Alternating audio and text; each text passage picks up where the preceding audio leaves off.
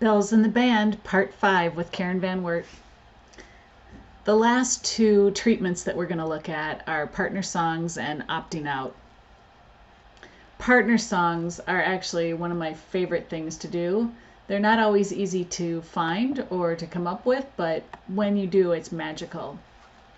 A partner tune is two melodies that fit together harmonically, key signature, and tempo-wise. They're interspersed or connected together in some way to make a new song. I've applied this concept by partnering a traditional melody with a contemporary piece.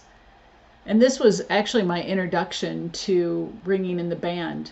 As part of our approach to ease worshipers into a blended service, we combined traditional songs or hymns with contemporary music. So it helped them identify a part of the music as they transition to that contemporary piece. Thanks to my director of music, Jocelyn Poley, here is a partner song example from over 10 years ago. Jocelyn combined Nicaea, which is Holy, Holy, Holy, and used it as a response to the phrases of Revelation Song by Jenny Lee Riddle. Since we played this piece, I can't hear Revelation Song without hearing Holy, Holy as a call and response.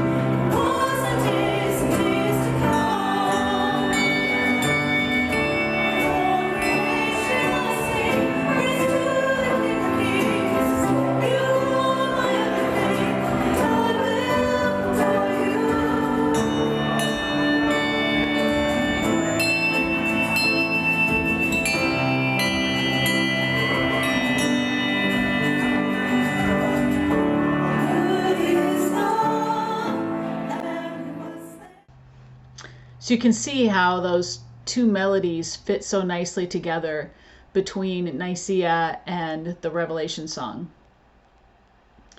Here are some other partner song examples that I've done.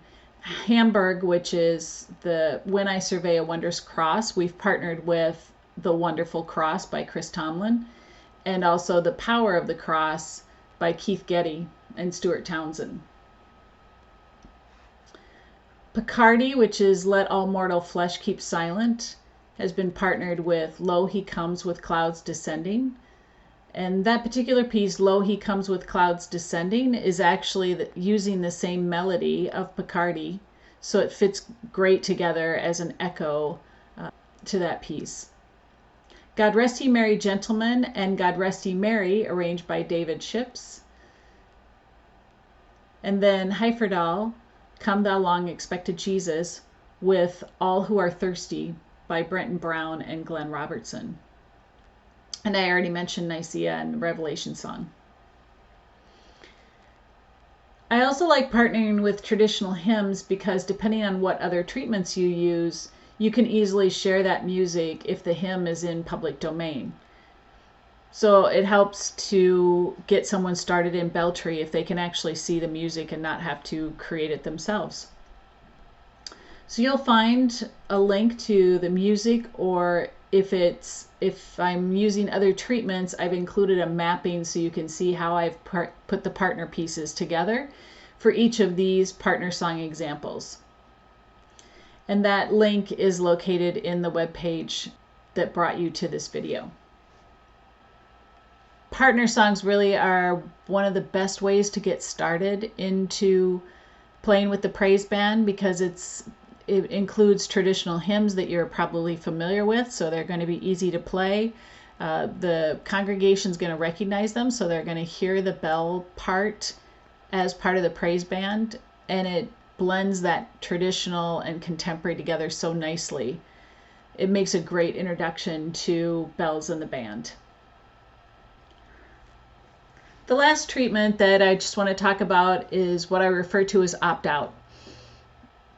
This simply means that if there's a place in the contemporary piece that you're not comfortable playing or you don't have a good solution for it, none of the treatments seem to apply very well, you don't have to play.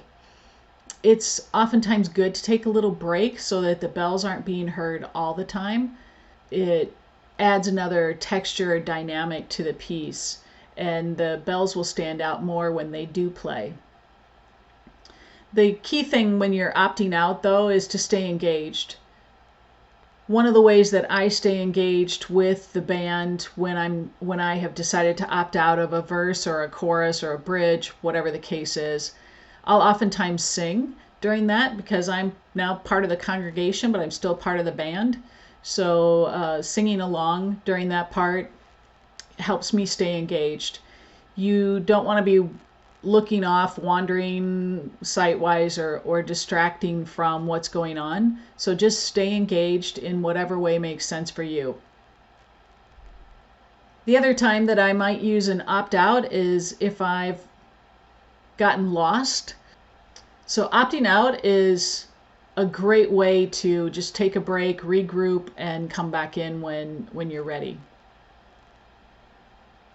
Keep in mind that nobody has the music in front of them and they don't know what the bell tree is supposed to be doing. So whatever you do is going to be fantastic. And if you decide to opt out, that's okay too.